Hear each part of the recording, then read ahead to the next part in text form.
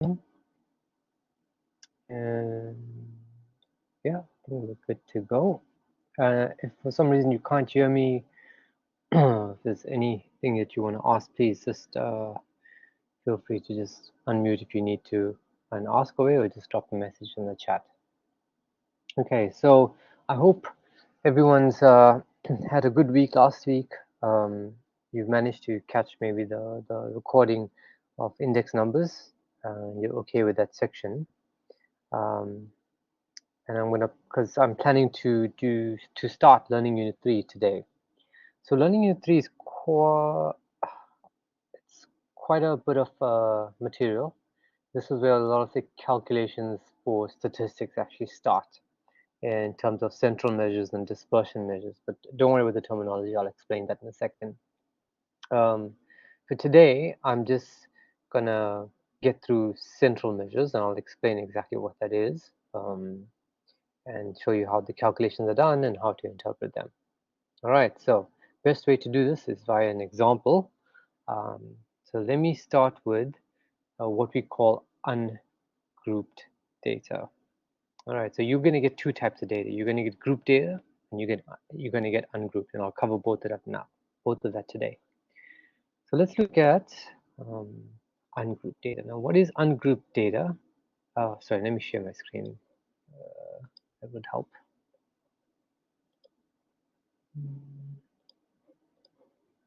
Okay, just give me a thumbs up if you can see this whiteboard, which has a histogram, which is basically like a chart with blue blocks in it.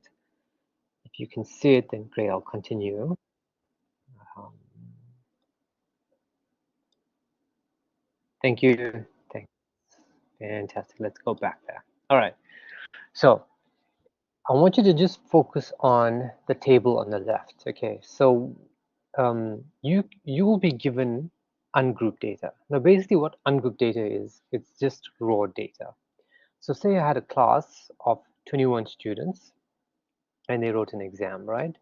And so what I'm recording on that table on the left is their student ID, right? So just like how you have your ID number on your card, your student card, it's the same thing, right? But their student IDs go from 1 to 21, right? So each of them scored a different value. Some of them scored the same values for the exam, but we've recorded that mark in the second column. So for instance, student number 12, whoever that student is, he or she scored 65 for that exam. The next student, student ID 2, scored 68, etc. And so on, all the way to the last student in the bottom, right? Now, what I've done here is I've ordered their marks from lowest to highest. So student ID number 12 scored the lowest, which was 65, and student with ID 10 scored the highest, which was 92. Now, don't take it for granted that this data would be ordered for you in your exam or your assignment. All right, most likely it will not, and you'll have to order it, right, yourself. I've just done it now, so it kind of speeds up the session, all right? But ordering is kind of simple. You just look at all the data that you have and you rank it from lowest to highest, which is what I've done here, all right? It's very important you do that when it comes to learning in 3, all right? And I'll show you in a second why. All right, now what I've done is, with that data that we have for the student scores, is I've shown it as a histogram. Now, how does a histogram work? So for instance, let's look at the horizontal axis on this chart where it says scores, which runs from 60 all the way to 100. Now, each block is basically an interval. So the first block is going from 60 to 65. And as we can see from the data on the left, there are no students that scored between 60 and 65. The lowest mark we got is 65. So in the next block is where we have students that scored between 65 and 70. And if you look at the table on the left, it shows that the first two students scored 65 and 68, so they belong in that interval 65 to 70, which is why the y-axis value is 2. That means the blocks go up to the value 2 on the y-axis. Okay, so that's our frequency. All you're doing is you're shading these rectangles to tie up with whatever the count is that scored that amount of marks. All right, so I'll just do one more block. So let's look at the next interval, which is 70 to 75. And if you look at the table on the left, we have 3 students that scored in that range, which is student 11, student 6, and student 17. They got 72, 74, and 75. So there's 3 students that scored in the range, and that's why the y-axis value is 3. That's why we have 3 blocks there. And you do that for all the other intervals. One note that I'm just going to point out is that the intervals are equidistant or the same width. All I'm saying is basically they're in steps of 5. So we go 60 to 65, 65 to 70, 70 to 75, etc. The widths will be equal, okay, always for your histogram. And that's how we have our histogram. So I'll just pause there just before I move on, just so that you understand how I've kind of how we get this histogram from the raw data. Let's see if everyone's okay with that. If anyone wants me to explain anything further.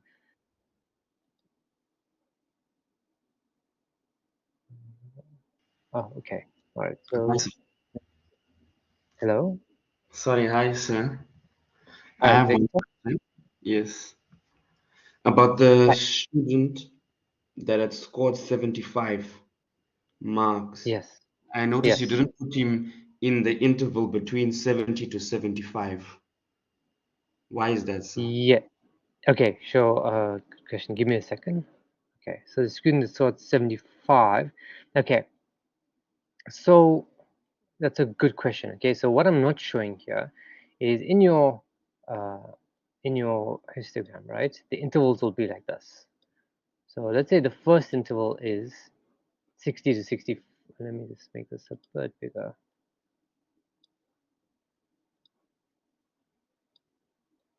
So the first interval is 60 to 65, right? So I'm just going to go here, 65. All right.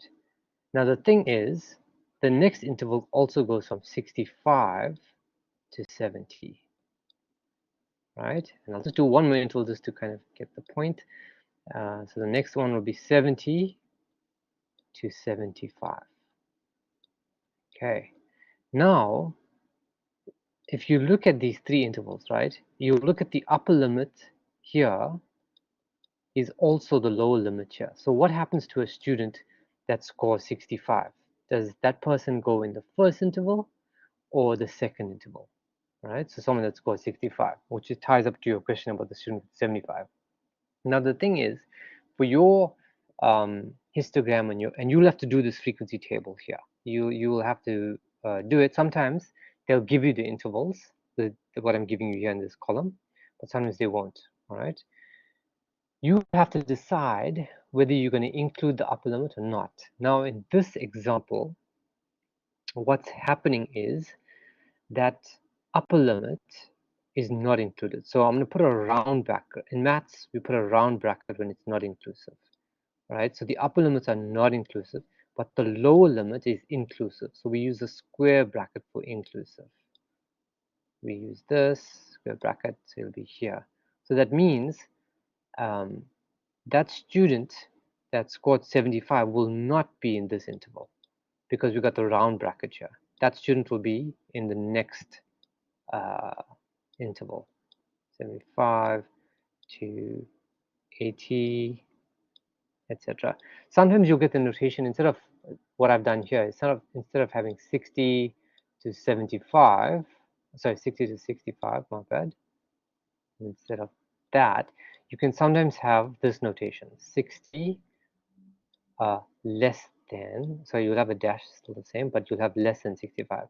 And this less than says you're not including the 65. If it was less than equals to, that means you would be including the 65. But we use the less than because we're not including the upper limit. So does that answer your question? Definitely. Thank you so much, sir. No, you're welcome. Good, very good question. Yeah, so I hope that makes sense. And that answers what happens to someone who's on the boundary, basically. All right.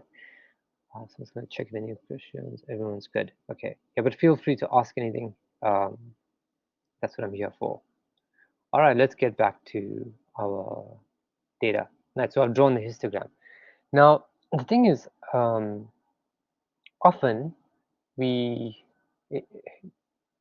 subconsciously we don't even know what central measures are, but we actually do use it. And I'll give you an example, right? If we had to use one value that would summarize this class's scores, most likely you would use the average, right, to kind of summarize what the overall performance is. Now, the average is actually a central measure, right? And it's one value that tells you where about your data is centered, okay? So where is it mostly gathered towards? That's kind of what a central measure is. And if you look at this histogram, you can see it kind of all gathers or bunches up or peaks around somewhere around here. Just visually, you can kind of tell that somewhere around. I don't know what the exact value is, but just looking at this histogram, um, it can kind of give me an idea where it would lie. So that's where your central measures are. Now, the thing is, I gave you one example of a central measure, which is the average, also known as the mean. But you will work with 3 central measures in this course, which you need to get familiar with. All right, so the first one I just mentioned, which is average, aka the mean. The other 2 are the median and the mode, and I'll explain that in a second.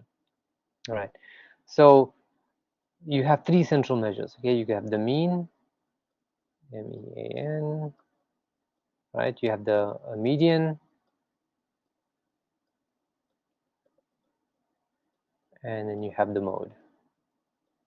All right, now the mean is actually quite easy to calculate. All right, I'm hoping all of you have your calculators with you, all right? Preferably the Casio calculator. I'll show you a shortcut to do the calculation for the mean as well as the long way. All right. Now the mean is basically you'll be given this formula in your formula sheet, so you don't need to memorize it. It's x bar, all right, equals sum x over n, which is just saying add up all your data values, all the x values. In this case, it's all the scores, and you divide it by how many students you have. That's what your n is. The n is the number of students, which is your 21. That's your n. And the sum x is basically adding up all the scores. Now, you can do it as I showed you manually, adding up all the numbers in your calculator, getting a value, and then dividing it by 21. Or you can use the stat mode in your calculator. Right, so please have your calculator ready. I'll give you like maybe 30 seconds, hopefully, if you can get your calculator ready. And I'll show you how to use the stats functions in your Casio calculator. With the Sharp calculator, I'm not too familiar with that. I'd have to get back to you on that if you have any questions about how to use that one. But let me show you how to use the Casio one, right? So with your Casio calculator, all right, what you want to do is you're going to start using the what you call the stat mode, and you will see a button on your calculator that says mode, right? You're going to press that, and you'll see an option that says stat. For me, on my calculator, it's option 2, and it says stat. Okay, you're going to choose this option. Right, so if you choose that option, which is number 2, you'll see another option presented to you, which is 1 minus bar, which is variables. Right, on my calculator, it's option number 1. So you're going to select 1. You're going to press 1 in your calculator. And then you'll see some of your calculators would have just an X column, and others might have a frequency column as well. If you have the frequency column, that's great, but I'll show you how to insert that in your calculator, in your display. But for now, if you just have the X, it's fine. We just need to work with the X. All right. So you need to tell your calculator what are all the data values. Okay, so you need to input it. So what you do is in your X column, you'd see your cursor should be underneath the X there. All you're going to do is enter the first value, which in our case is 65.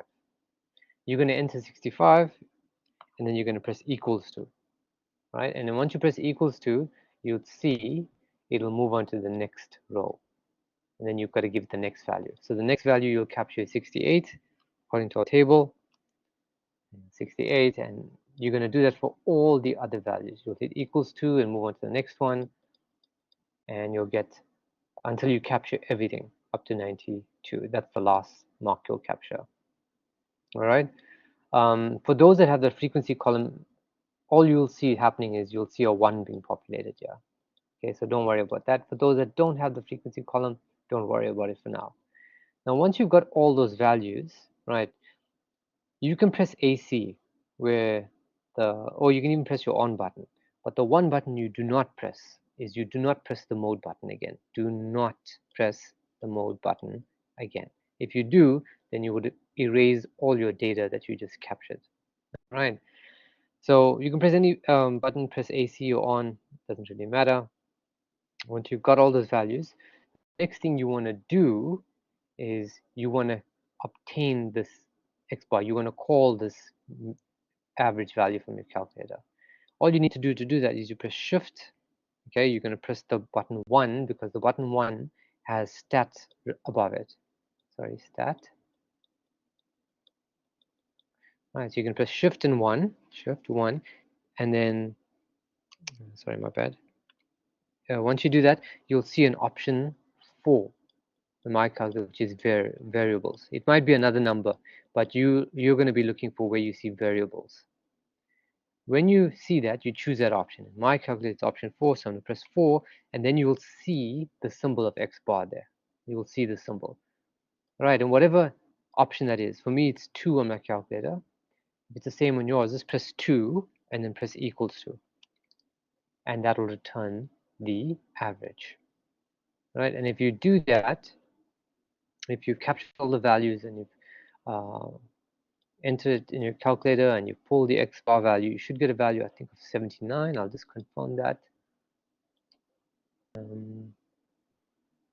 Yeah, 79.43 rounded off. 79.43. 79.43. Okay, that's how you use the stat function. Or you, like I said, you could do the long method. You could just add up all the numbers in your calculator, get the total, and then divide it by 21. It should give you the same. It actually will give you the same value of 79.43. All right. Okay, I'll pause there. Does that make sense? Is everyone following how to get the mean? Anyone stuck or not sure?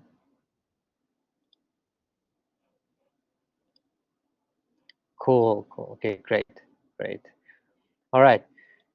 Now for the median, unfortunately, you can't use your calculator to do it, but it's actually not hard. It's actually just looking at your data, right? And just pulling out the necessary value.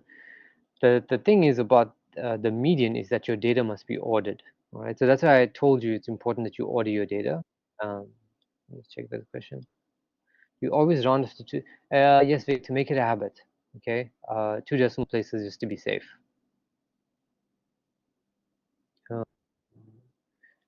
No problem. So let me show you how to work with the median, right?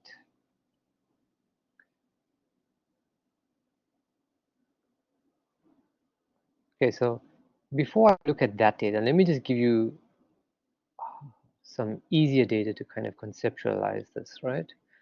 Let's say I just had 5 data points, right? I'm gonna just make up these numbers. Let's say I had first student scored 50, the next student scored 52, the next student scored 54. I'm ordering for you as well. Next student scored 57, and the last student scored 59. Everyone scored in the 50s, but there were only 5 students that wrote this exam, right? Now the median is the middle number, right? Now, because I've given you just 5 values, to kind of see where that middle number is, you can just see it very easily because it's just 5 numbers. Because there's 2 on the left and then there's 2 on the right. So the middle number is 54. And I put the numbers in order to figure this out. Okay, so it's very important that's why the numbers are in order. So it's kind of easy to determine the middle number when it's an odd number of numbers. But let's say I add another student's mark here. So the next student scored 60. All right. So now the middle number is not so clear, okay, because we've got an even number of numbers. All right. Now the median is not so simple and clear cut, should I say, to obtain. So what you would have to do here is you kind of make an estimate of the middle being between these two. Okay, it's somewhere here. The rule is to work out the median, right? So whatever number of numbers you have. So for instance, in this case, I've given you 6 students, right? So your n is 6, your sample size is 6. Right. If you wanted the median, right, it'll be n plus 1 all over 2, right? That'll just give you the position, and I'll show you what to do with the position here. So in our case, our n is 6, so it's 6 plus 1, which is 7, all over 2, which is 3.5. All right, so what it's telling you here is that I must take the third, let's look at this first digit before the decimal, this 3.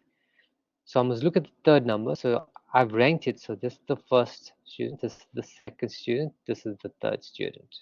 All right, so I take the third number, which is 54, all right, plus, okay, now this is where that 0.5 comes in, plus 0.5, right, times the difference between the third and the fourth. Okay, the difference between these two. So it's 57 plus 54. Sorry, so my plus, bad, minus, my minus. And I'll show you why I'm doing it this way in a second, right? Because you're going to be doing this for quartiles. 57 minus 54, and that'll give you your median. So it's 54 plus, let me see, that's 3 divided by 2.5, so it should be 55.5. Okay, if I did the numbers right, let me see, 4 plus 5 times 3. All right, another way you could do it is, is because you got a value of 3.5, okay, you just need to know that you must add the third and the fourth number together. So you add the third and the fourth number together, and you divide by 2. You add those two numbers, so in other words, 54 plus 57, and you divide it by 2. It'll give you the same thing, right? You can try it out. It should give you the same thing, all right? That's the other way to do it. But there's a reason why I'm showing you how to do it this way, right? Because when we get to percentiles and quartiles, you're going to have to get familiar with this kind of way of doing it. Okay, so just want to make sure that you understand this. Let me do show you when it's an odd number, right? So let's say for instance, we'll go back to just having 5 students. Right? So I'm going to take away this last student now. We're going to have 5 students. You can use the same way I've just shown you now to do it. Right? So I'm going to remove all of this.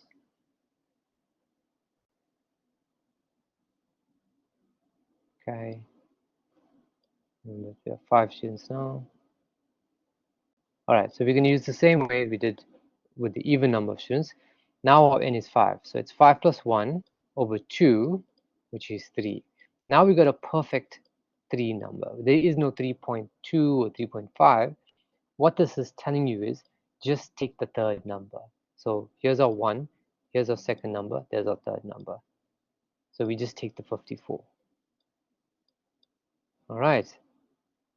When it's an odd number of numbers, it's very easy to work at the median because there's no decimal to take into account. It's an exact position for the median. All right. Does that make sense before I go back to the original data? Just want to make sure that you understand the concept here for the median.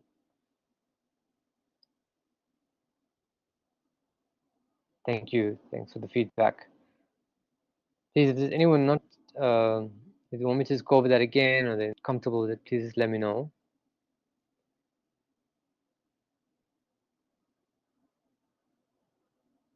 Okay, well, good. All right. So now if I do the same approach, okay, great. Thank you, everyone.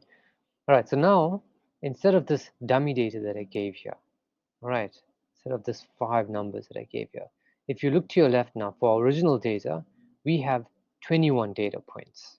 All right, we have 21 data points because we have 21 students. So now if you want to work out the median, we still use the position formula, n plus 1 over 2. And our n here is 21. So it's 21 plus 1, which is 22, all over 2, which gives us 11. So what that's telling us is we take the 11th number. Okay, don't stop. I've seen students make this mistake before for the median. They just work out 11 and then they stop there and they say that the median is 11.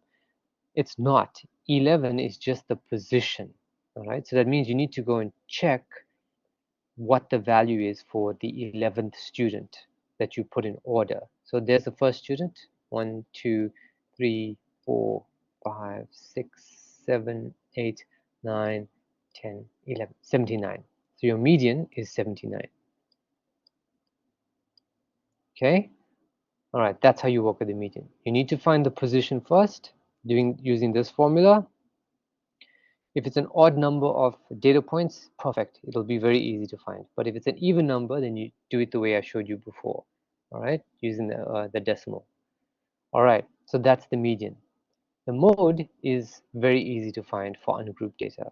All you need to do is you need to see which number occurs the most amount of times. All right, now if you look at this data visually, all right, if you inspect it, almost every score occurs once, except these two here.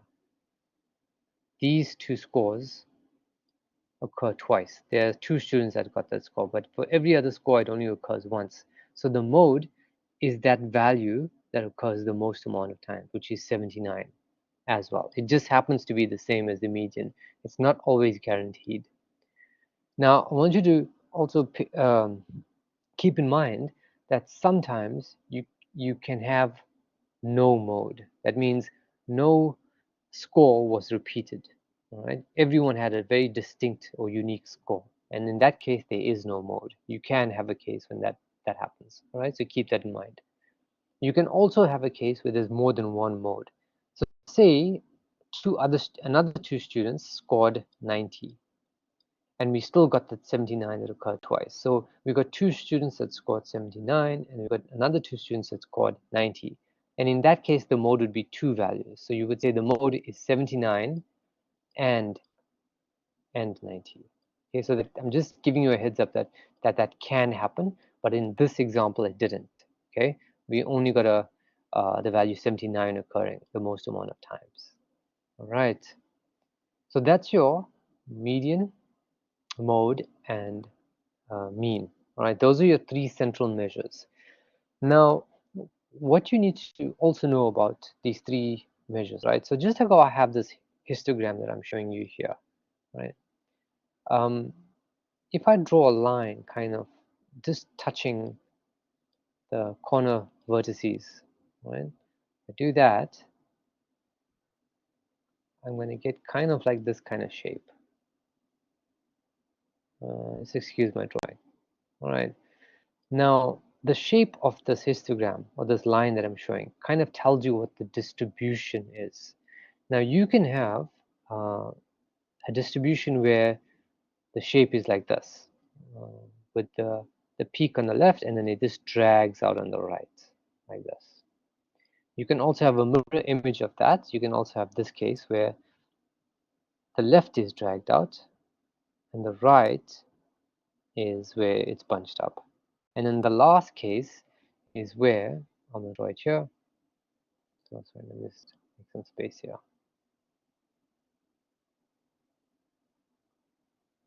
The last case is where it's like a perfect bell shape. So the left and the right are kind of the same, so just bear with me, I'm trying to draw this freehand. Like this. It's kind of symmetric.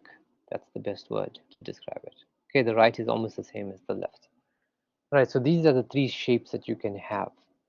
Now, there's a name for this shape here. This shape here is called positively skewed. Okay, this is positive skewed. And then this one is a negative skew. All right. And then the one I just showed you at the end, this is symmetric. So when we talk about, I'm hoping symmetric is a double M. It doesn't look right, but please forgive me if I did spell it wrong. I'm just going to go with symmetric. All right. These are the three shapes or skewness that you can have for your distribution. Now, the reason why I'm telling you this is because based on the three central measures, you can actually tell which shape it is. All right. If all three central measures, that is the mean, the median, and the mode, are the same, and in our case, they pretty much are. 79, if you round the 79 up to a whole number, you will get 79. Because they're all the same. If they're all the same, then it's symmetric. Because a symmetric distribution has all three central measures being the same. So in our case, it is a symmetric distribution. If, however, the mode is the smallest, so if the mode is the smallest value, I'm the right mode here, if the mode is the smallest value from all three of them, then it is a positively skewed distribution, right? You'd end up finding the mode being the smallest and the mean being the largest. And if the mean is the smallest, so it's around here, now your mean is here, and the mode is the largest, then it is a negative skewed distribution. All right. So what I do to help me remember this is I only need to remember one. Okay, this one is easy. All three are the same. It's easy to remember that it's symmetric. But if I know that the mode is the smallest, then it's positively skewed. If I just remember that, then whenever I see the mode being the largest, then I know it must be negatively skewed. So if you just can remember one, you should be good to identify all of them. Okay, does that make sense? You don't need to know the reasoning why uh, that's the case. You just need to understand the order. Okay, because the mode is where the peak is. All right, it's the most frequent number, which is why I get a peak here where the mode is. And when the mode is the smallest, then we say that it's a positively skewed distribution. Okay, when the mode is the smallest. Okay, does that make sense?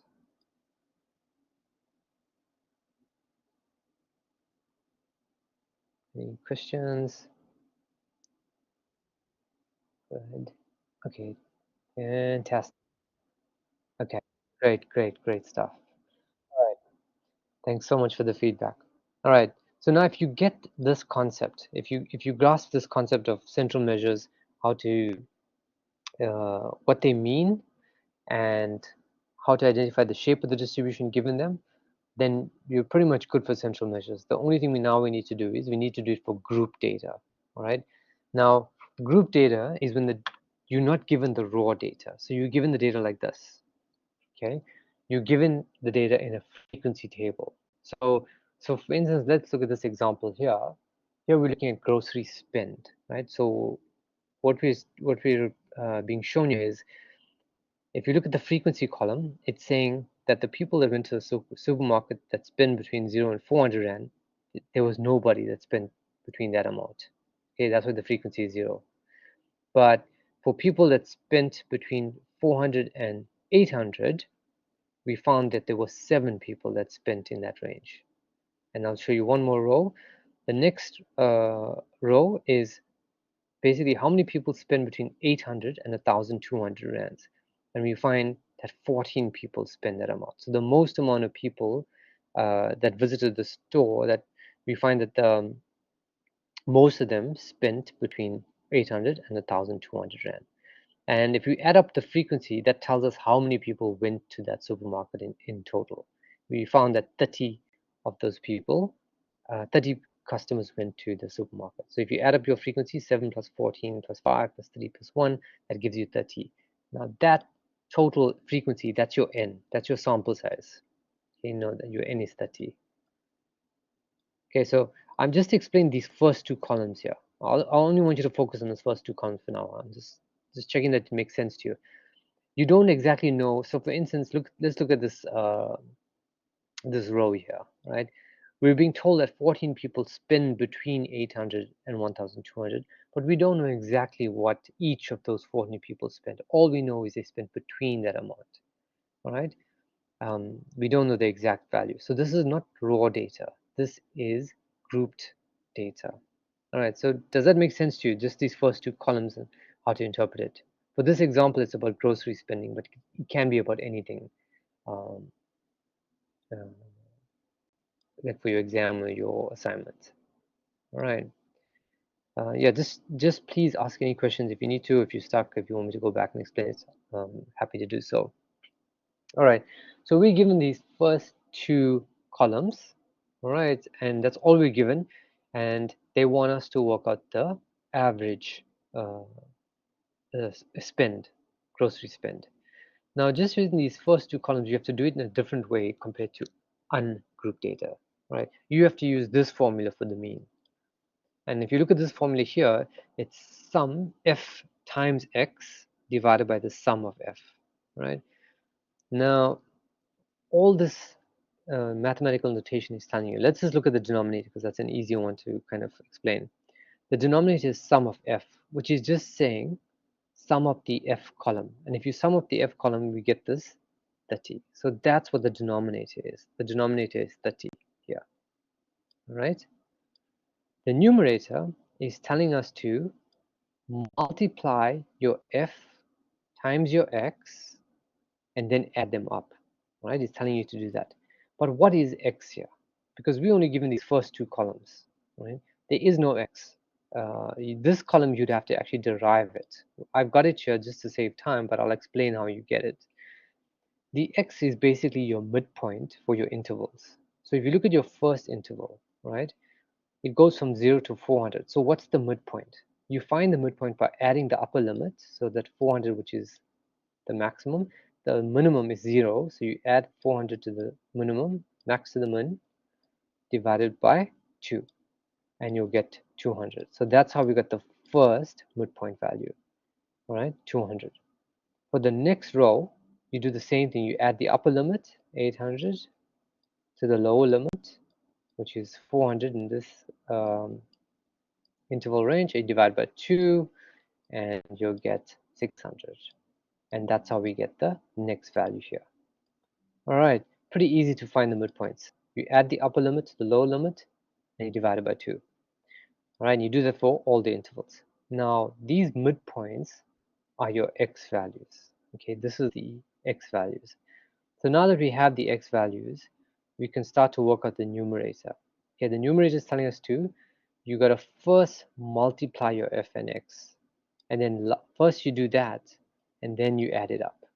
All right, so that's what we're going to do here. We're going to multiply our f times x. So the first row, it's 0 times 200, which is 0. The next row, it's 7 times 600, which gives you 4,200.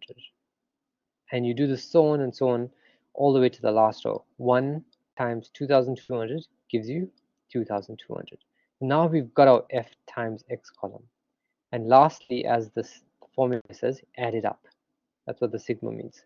So we add up all the values in this column, and we get a value of 32,800. So this equation for x bar is 32,000, that's the numerator, 800, divided by 30. And we get a value of, I'll tell you now, 1093, 1093. 93.33, and that's how you calculate it. And you would provide an interpretation. Okay, so remember what you're trying to work out. You're working on what is the average grocery spend. The average grocery spend is 1,093 rands. Okay, does that make sense? I'm showing you how to use this formula that's given to you. You're not expected to memorize this formula. You're just expected to know how to apply it for group data. Okay, so I'll just pause there for a second before I move on to the median and mode. Does that make sense to you? Um, how to use this formula? Yes. Sorry, sir. Can I ask you something? Sure, sure. Might be a little bit strange, but I'm wondering why do you use the midpoint as the value to multiply? Why That's actually a very specifically? good question. That is a very good question. Um, the reason why we do that, okay, is because it's an estimate. It's our best guess. So if say there's 7 people, let's look at the second interval. All right, say the second interval here. We know there's 7 people that spend 400 to 800. So let's say those 7 people, by some chance, if we were given that data, let's say we knew the first person spent 401, the next person spent 403, the next person spends 500, 550 for the fourth person, 3 more people. Then the next person spends 600, and 1, 2, 3, 4, 5. I've got 2 more people. 750 and 800. All right, so these are the 7 people. 1, 2, 3, 4, 5, 6, 7. Okay, so I'm looking at this interval here. So we know the 7 people that spent between these amounts, but we don't know. We weren't given this information here. This 401, 403, 500. So the thing is, because we don't know it, the best we can do is we can give them kind of an average or a midpoint for that interval. Because we don't know this information, we're just going to say, okay, because we don't know it, we're just going to say the 7 people actually spent somewhere halfway between that, which is 600. We're just going to give them the average. That's the best we can do. Does that make sense? Yes, it does make sense. Perfect. So yes, it's a very good question. Um, that's why we use the midpoint, because we don't know what what the values are explicitly. So we can just use the midpoint to kind of assign it to them as a best guess. All right. Okay, so that's the long way to do it. Now I'm going to show you how to do it in your calculator. Okay. Now for this, for your calculator to do it, it's very quick to do it in your calculator, but you just need to set it up so that it does have an X and a frequency column. All right. So like I said, some of your calculators would have, when you went to the stat mode, you would have just had an X column. But you need to have a frequency column now as well. Now I'll show you how to set it up, and once it's set up, you don't need to do anything. It'll always be there. All right, so what you want to do is with your calculator, with the Casio calculator, you want to press Shift. Okay, so I'm just going to write Shift. All right, then you're going to press Mode. You can press Mode after that, and you get a whole list of options here, right? Now, you're looking for the stat option. Now, if you don't see it, you need to use the scroll button on your calculator. The button that basically has those arrows up and down. Okay, so you're going to scroll down until you see something that says stat. For my calculator, it's option 3. Option 3 has stat there. Okay, you're going to choose that option. You're going to press 3. Okay, so you're going to press 3. And you're going to be presented with the option frequency. Do you want it on or do you want it off? Right? My calculator, it's 1 is option on and 2 is option off. You're going to choose the on. You want the frequency to be displayed, so you're going to choose option 1.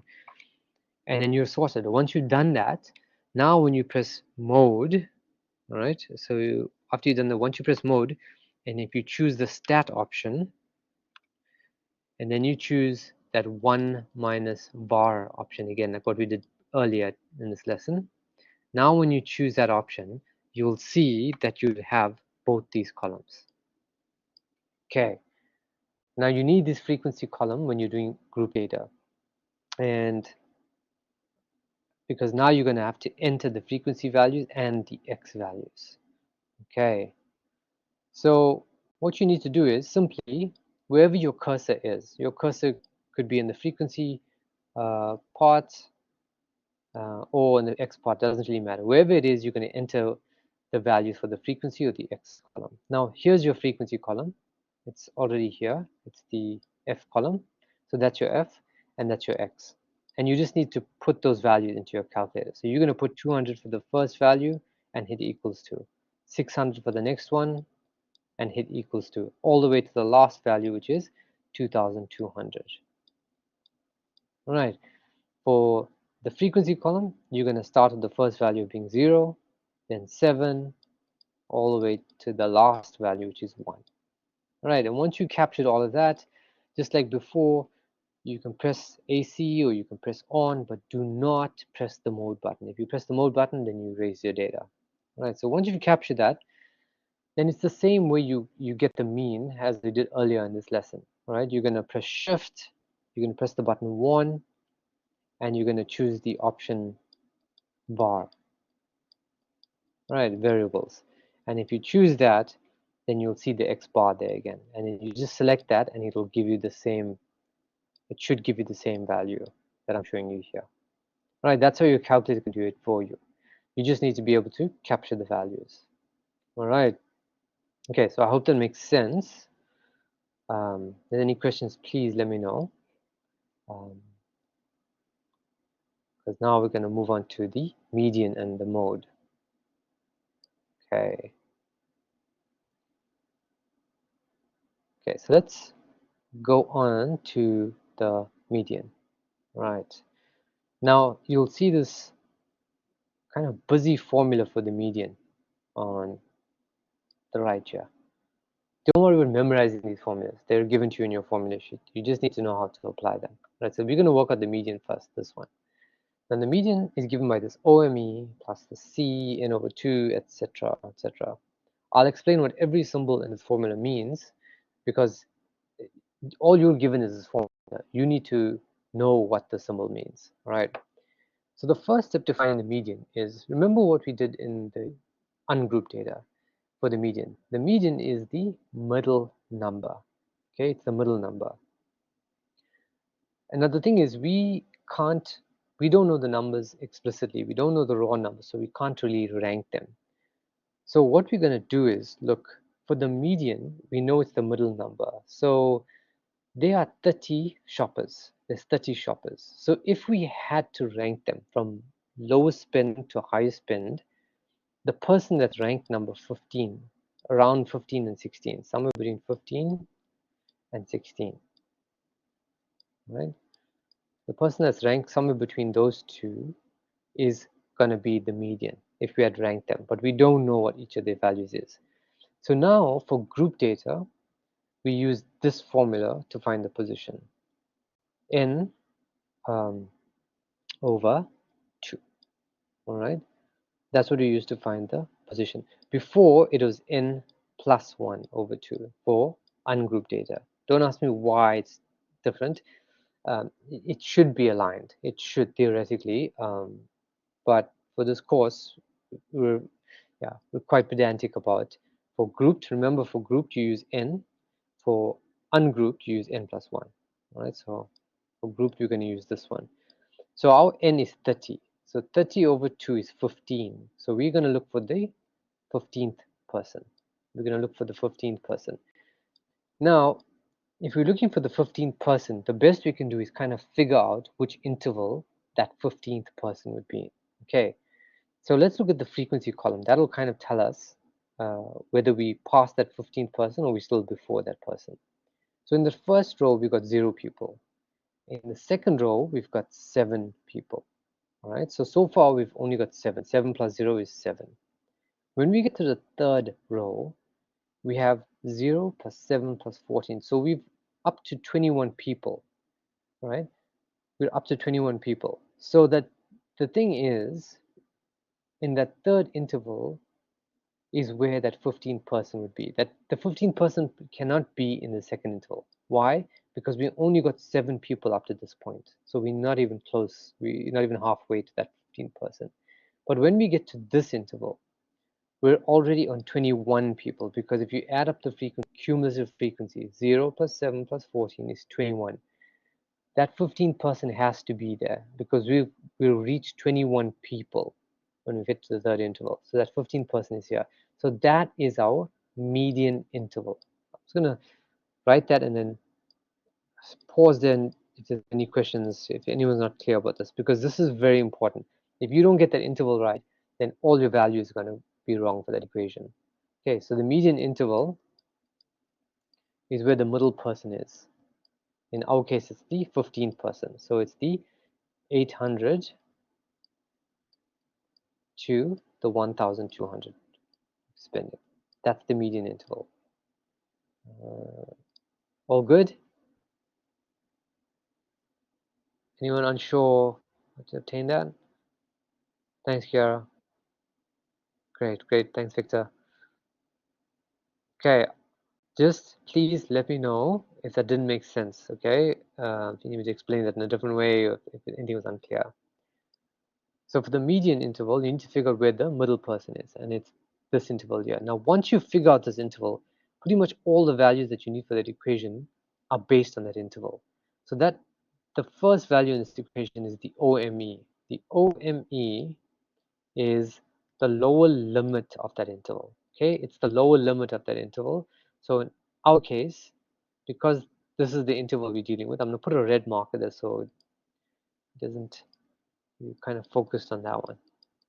Okay, we're going to pay attention to that one and not the other intervals, right? Right. Okay. Again. Okay, cool. The OME is the lower limit of that interval, and that's 800. The lowest you can have is 800. So that's your OME, 800. The next value is C in this equation. C is the class width. It's basically how wide is each interval, right? And each interval is the same width. If you look at the first interval, it's 400 in length. It goes from 0 to 400. The next interval is also 400 in length. It goes from 400 to 800. If you're not sure just by looking at it, just take the upper limit of any interval. So let's look at this first interval. Just take the maximum, 400, minus the lower limit, which is 0, and that'll give you your C. Okay, that's your 400 class width. The next value is N. I've already showed you how N is obtained. It's the sum of the frequency, it's 30. All right, now we got this little thing here, this F of less than, and that is basically your cumulative frequency. Now, what does that mean? Cumulative means adding up, right?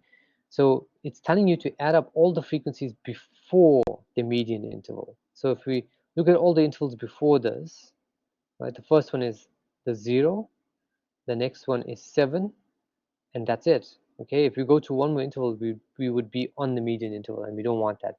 We just want to add up all the frequencies before that. So it's 7 plus 0. So that F of less than is 7 plus 0, which is just 7. Okay, and then the last value for this equation is the FME. And all that means is, what is the frequency for the median interval?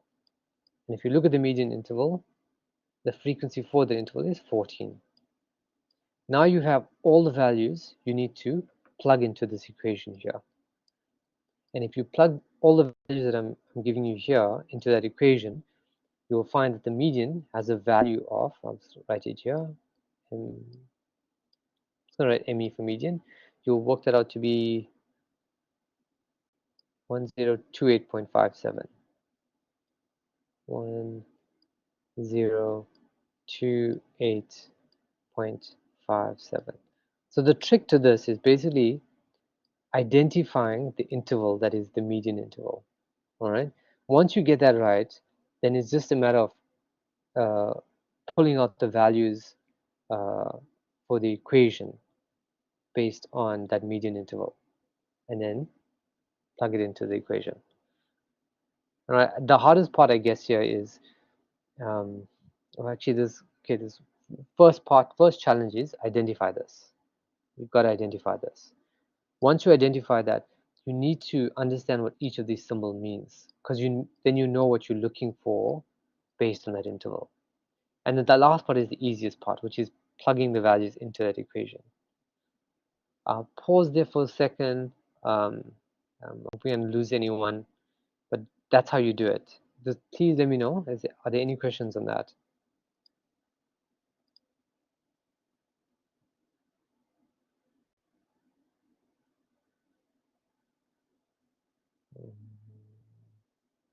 Is everyone good? Or I know it's late. I'm not sure if that's adding to it. Okay, great. Thanks, Victor.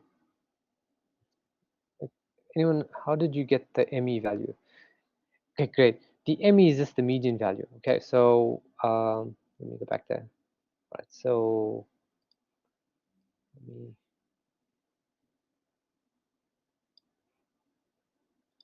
so basically all of this work that we're doing is to work out the median, right? We want to work out this median value.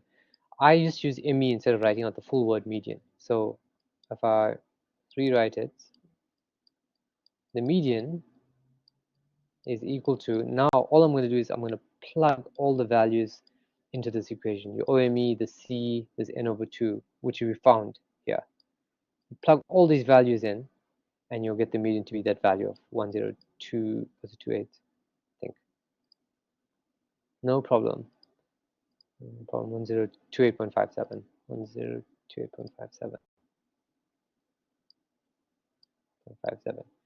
Okay, so if everyone's okay with the median, the last one we're going to do is the mode, and it's very similar. Okay, I'll show you now. Let's get on with that.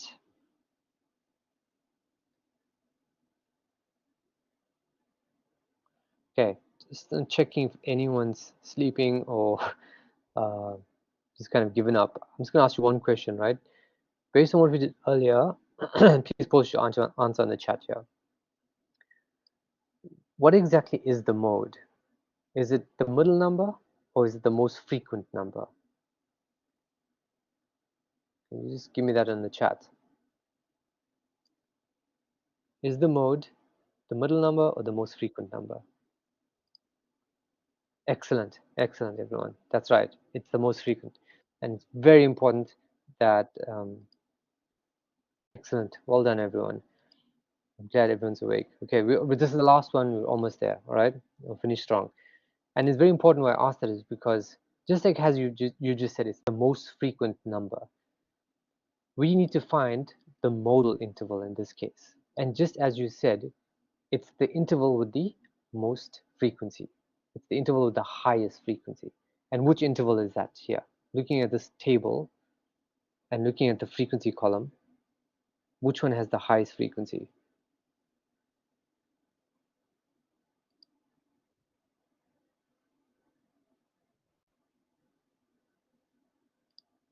Excellent. That's right. That's right. You can see it. The highest frequency here is 14. So that is the modal interval. It just happens to be the same interval for the median. It's not guaranteed to be the case, but in this case it is. So your modal interval, and I'm going to write it here,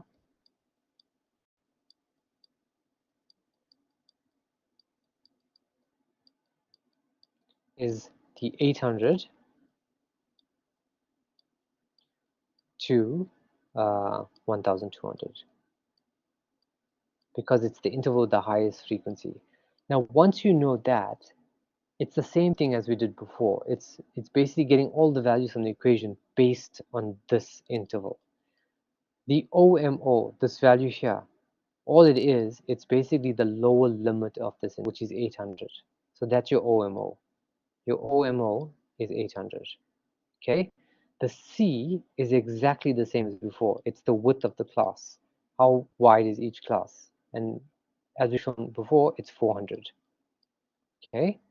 Now we got these three different FMs. I'm gonna write them here, right? Just gonna write them here. You got this FM, then you got FM minus 1, and then the last one is FM plus 1. These are the three F values you need to get from your table. The F is frequency, right? The M is basically the frequency of the modal interval. So what is the frequency of this interval here? And as you've saw before, it's 14 because that's how you determined it was the modal interval. So the FM is 14. The FM minus 1, all it's saying is what is the frequency for the interval before. That's why the minus 1 is there. Minus 1 means the interval before that, one interval before it. So one interval before it is this one. It's the lower interval, and that frequency is 7. Now, if FM minus 1 is the interval before the modal interval, what do you think FM plus 1 is? Remember, FM minus 1 is the frequency before the modal interval. So FM plus 1 would be, looking at the table, I think with some answers. Nice. Yes, that's right, Kiara. Yes, it's the frequency after the modal interval. Okay, so it's one ahead. Okay, or one higher, plus one higher, and that is 5. That's the frequency for the interval after the modal interval. Okay, so FM minus 1 is 7, FM plus 1 is 5. Does that make sense, everyone? Is everyone good? Fantastic. Now you've got all the values you need to plug into the FM into this equation here. You've got everything you need, right? This is your OMO, all right? This is your C, this is your FM, FM minus 1, FM plus 1, and this 2 here that you see, it's 2 times FM. So finish up, just to finish up, can you plug these values into this equation? I just want to see how comfortable you are with your calculator. So basically, I've given you all the values to put into this equation, all right? Put them into this equation and write your answer on the chat. Now, I just want to check that everyone's comfortable using the calculator. Okay, so you've got all the values you need. Your OMO is 800.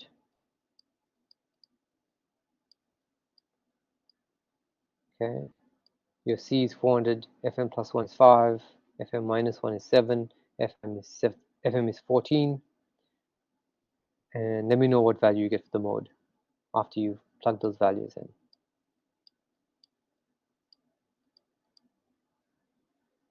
I'll give you, let's say, a minute. Another thing you also want to get good at your calculators, kind of doing the calculations quickly, because for your exam, time is against you. So you want to become more proficient with it. So the more you practice with it, the better you'll get.